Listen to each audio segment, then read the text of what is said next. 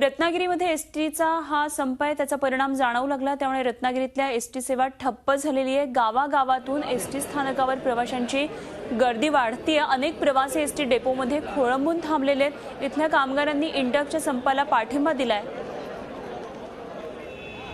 आणि त्या कामगारांची बातचीत केली आहे आमचे प्रतिनिधी प्रणव पोळेकर यांनी।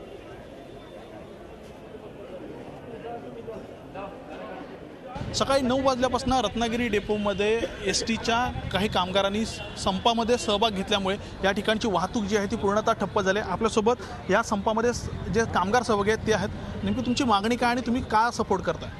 सपोर्ट म्हणजे पगारवाढीसाठीच मी संपात सहभागी आहे।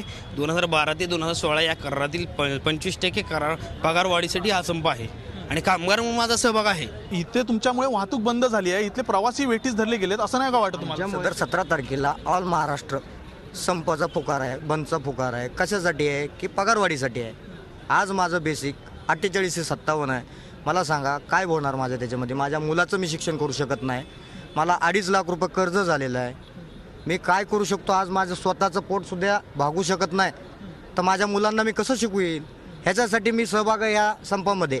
साधारणतः किती कामगार या तुमच्या साधारणतः किती कामगार आतापर्यंत तुमच्या ह्याच्यामध्ये? साधारणतः कामगार 9 वाजल्यापासून डेपो एक 500 ते 400 असतील साधारणतः आता रत्नागिरी डेपोचे। रत्नागिरी डेपो नाही, आउट डेपोचे पण आहेत।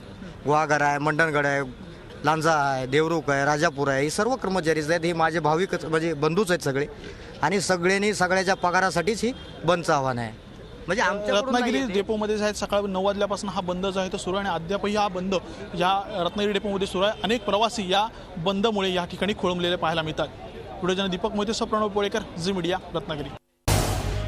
झी 24 तास रहा एक पाऊल पुढे।